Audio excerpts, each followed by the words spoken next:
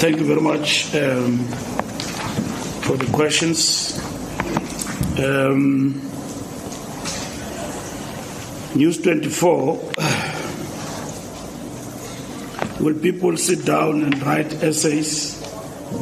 The ANC process in terms of membership constitutionally allows for membership lapse.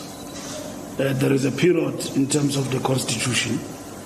So we are saying that it should not just be automatic, that after the lapse of membership, you just come back without undergoing a process. And that process is not defined in the Constitution, but we're enhancing that you can write or you can be interviewed, because some of the people can't write in terms of our members. Why you think it's important for you to continue to be a member of the ANC? And then to deepen the understanding of members. Branches and joining the ANC is not happening at Luthuli House. People are not recruited from here. Recruitment and organizing branches is happening at the local level, at the branch ward level. So the branch secretary and the branch executive are responsible for this recruitment. So they know these members. They can talk to them, engage them about why they think that it is in their interest to renew the membership of the organization. That enhances consciousness. Now we're talking about members. We don't even talk about supporters.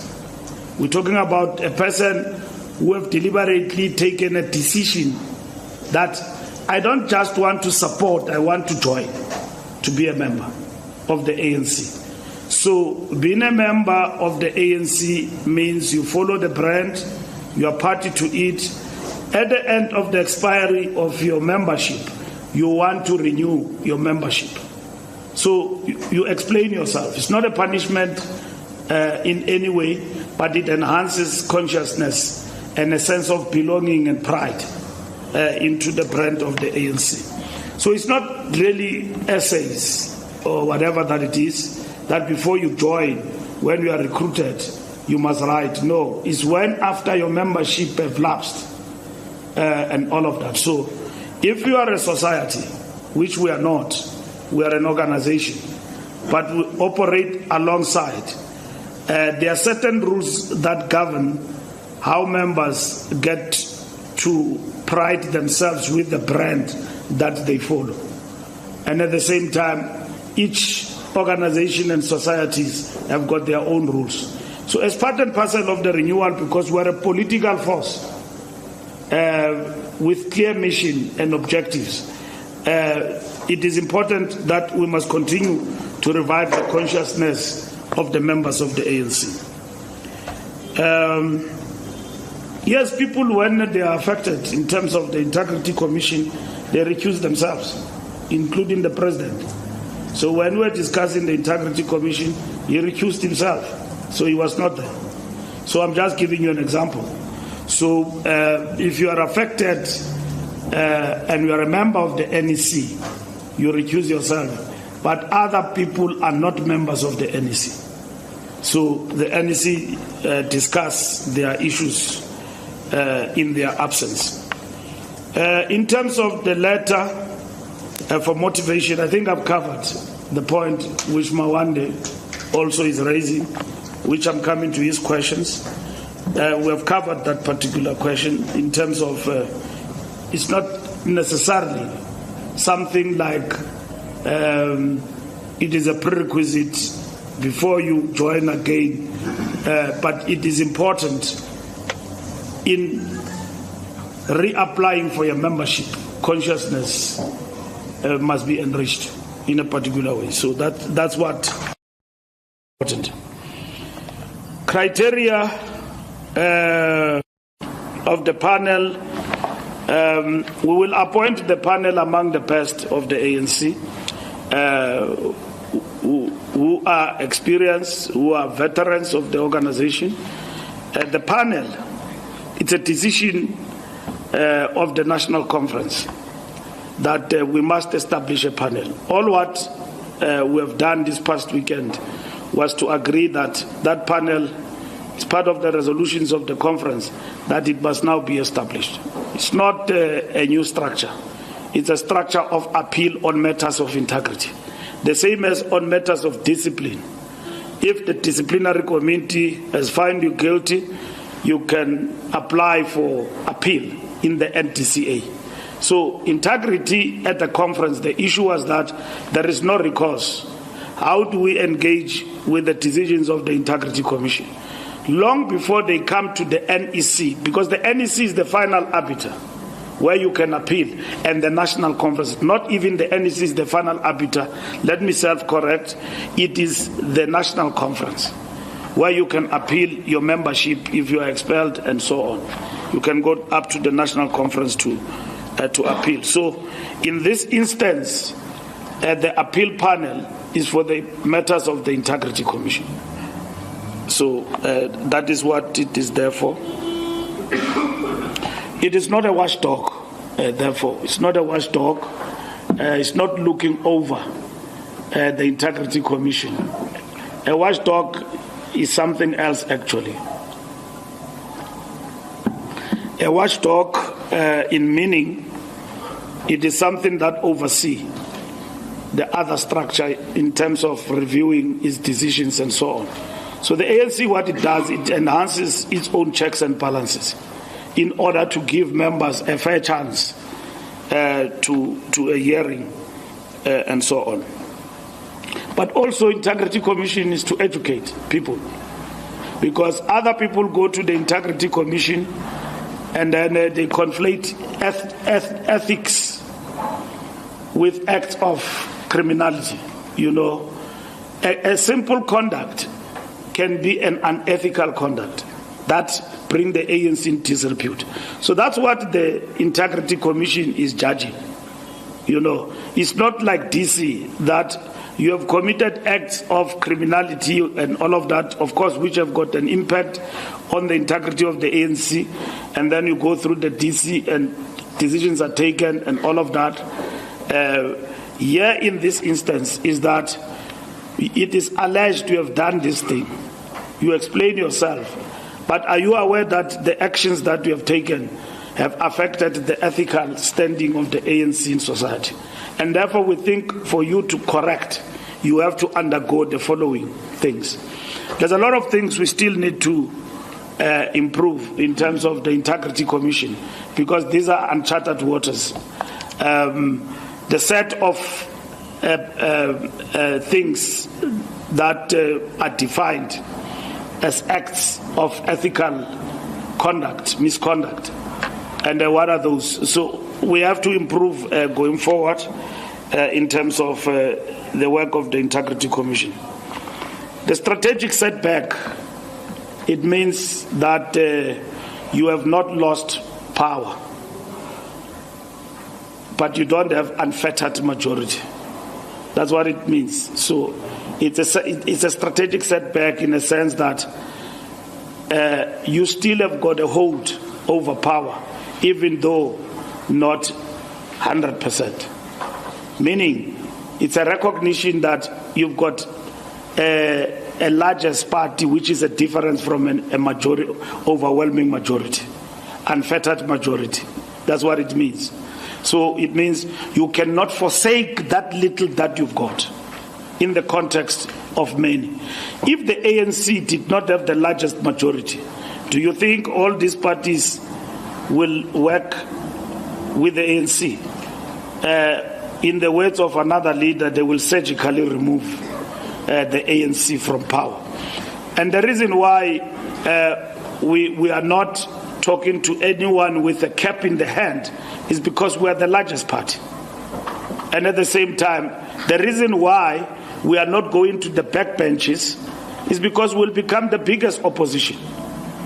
And we will have forsaken 6 million people who still believe that continue to govern in this country. We still want you, we follow your policies. We will have betrayed them. And that just surrendered power in that sense.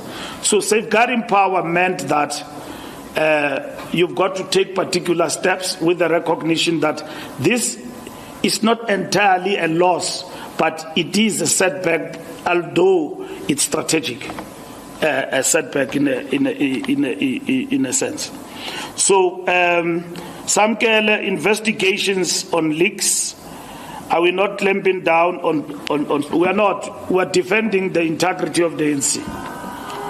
It is wrong for a faceless source constipated with factionalism, overeating factional politics and constipated to distort the ANC at the highest level of the NEC. We communicate this resolution, there is somebody who's constipated there, and then he says, no, that is not true, and is the most trusted. It's the most trusted.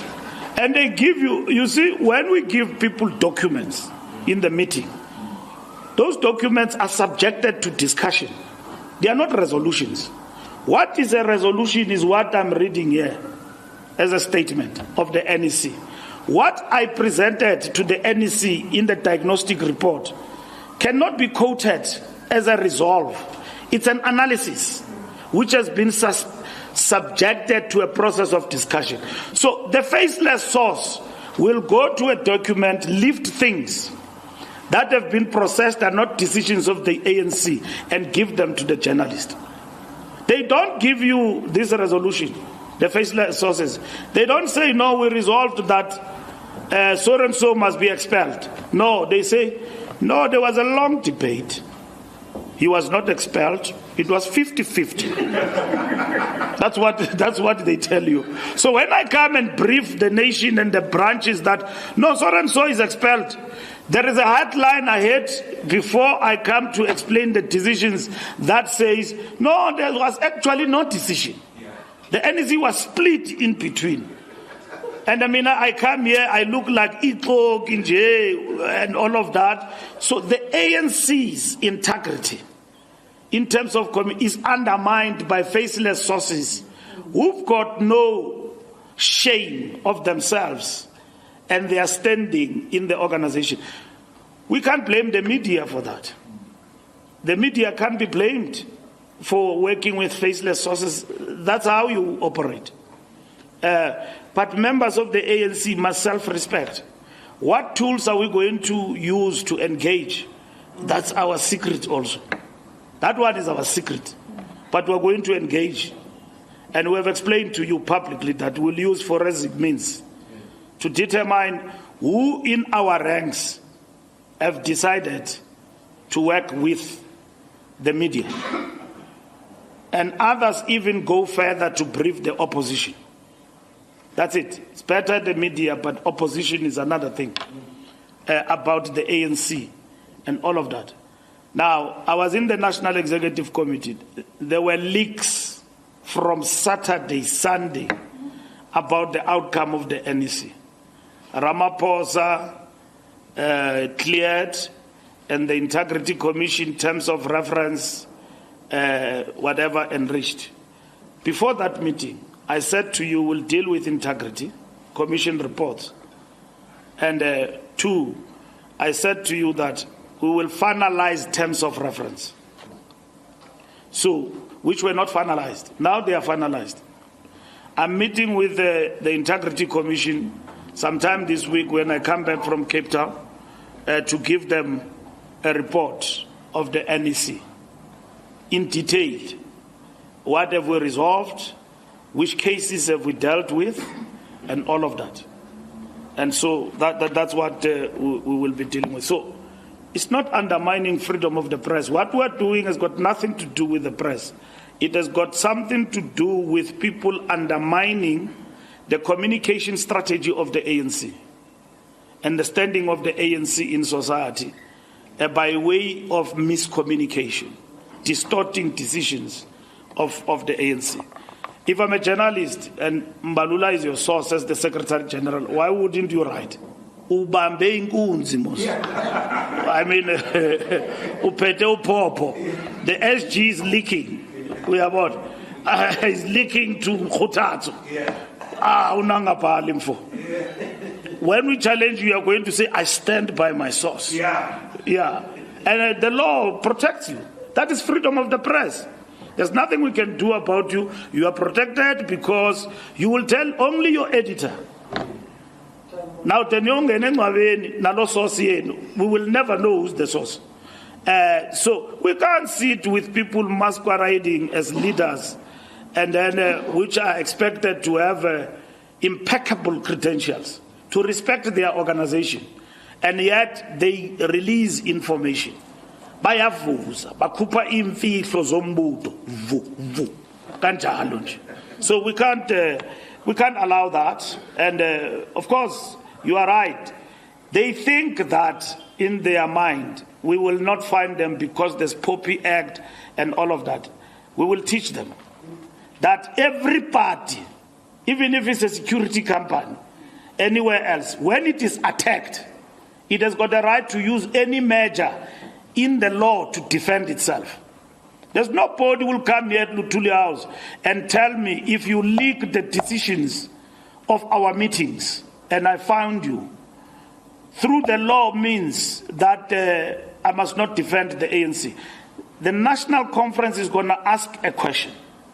What did you do to defend the ANC? Members of the ANC don't like these leaks because they themselves are not in the NEC. So, members whom they have elected to lead are the ones who show that they've got no integrity. Actually, they elected wrong people. When we avail ourselves of the record, on the record, that's Matlengi's role. And if the media doesn't find us on an issue, it's another story. That comment is sought even on difficult questions. When journalists wake us up and say this and that, even if you don't like the question, as a media person of the ANC, you cannot have feelings. They can ask you things that you think that they are irrelevant and all of that. You can't have feelings. You are a communicator. You must have shock absorbers. Even if they can ask you that, I think that you people are stealing. We are but you must have shock absorbers to say, what do you mean? Can you write down your questions? I can answer them. And then that is it. And we are equally not obligated to answer everything. Based on our, it is our prerogative that we exercise. It's a media strategy that every party or individuals actually follow.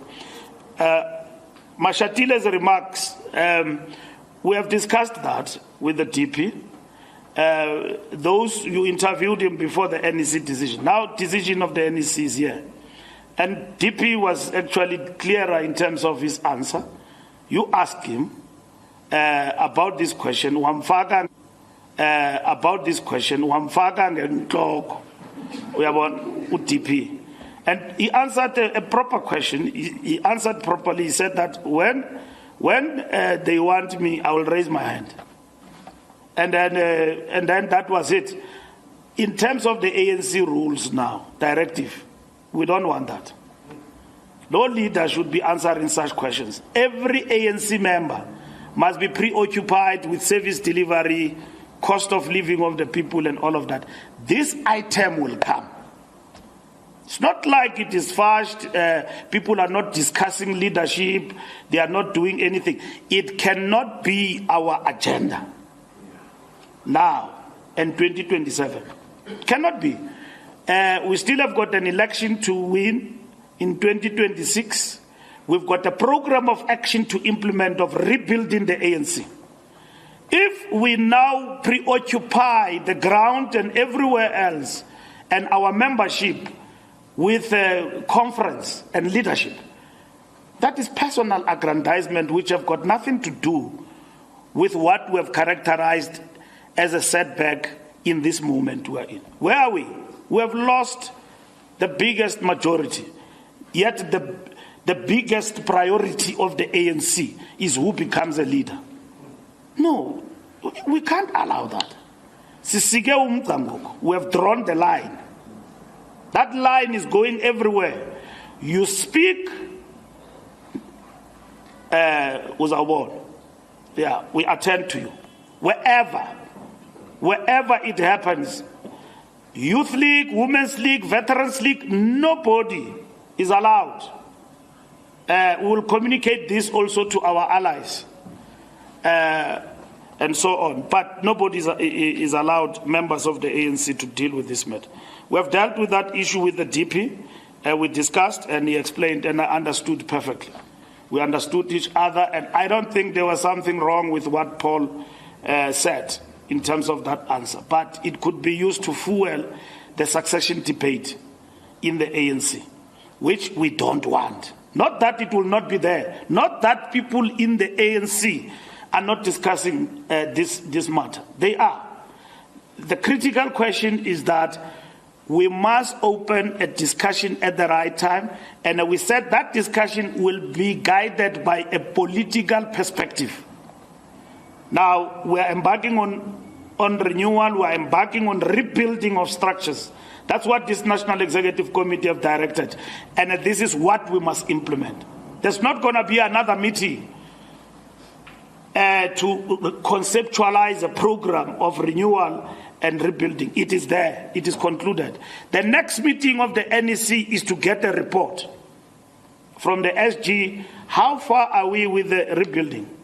What is happening with the rebuilding? Membership, political foundation. What are we doing with all of these things we have agreed? Integrity Commission. What is happening? Are we consistent now? We've got terms of reference. Are we doing the right things and in the way we are doing them? So our job at Luthuli House is to oversee the revolution of organizational renewal at the highest level in the ANC. And the Commission of Organizational Renewal also must function to oversee these programs are actually implemented. Uniformity on coalitions. Unfortunately, Samkele, you can never reach uniformity. You get into another place, you find that, look, first, our guiding principle in terms of coalitions is that the party with majority must lead everywhere, okay? And then you go and talk to political parties, they don't agree with that. They don't agree with that. You've got an option to be an opposition and all of that. And then they say, no, we agree, but we want mayorship. A party with no majority. And then you are the biggest party. And then parties that are supposed to be working together for stability, bigger parties, which is what should happen in a democracy. A party that have emerged, 1 and 2, must work together to govern. They don't find each other. Like we don't find each other with the DA in the coalition talks in Gauteng at the local level. But if the ANC and DA were to come together in a coalition, work at the local level, and the IFP and everybody, like it happened in KZN, will you have the instability there? No. There will be water. Council will sit on time because the two contending powers are governing. And then there will be services. Mayors won't change week in and week out. Now, with small political parties, there is a risk. It's what we call not even a grand, is it a grand coalition? Yeah. A grand coalition has got risks. You get blackmailed there by somebody you can't leave. Blackmail beyond blackmail to the point of abuse. You can't leave because you don't have partners, you've got this person. This is what others wanted to lock us in. And we said no. Because today we have a GNU that we have with all the political parties that are...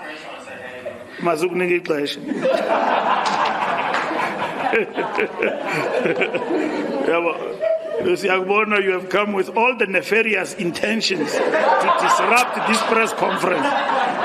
But I must tell you, you won't succeed.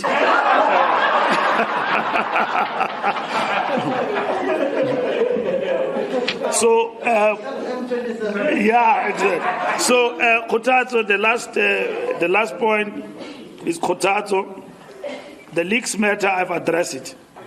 ANC is not rogue. Won't do illegal stuff or intelligence. We don't have that capacity.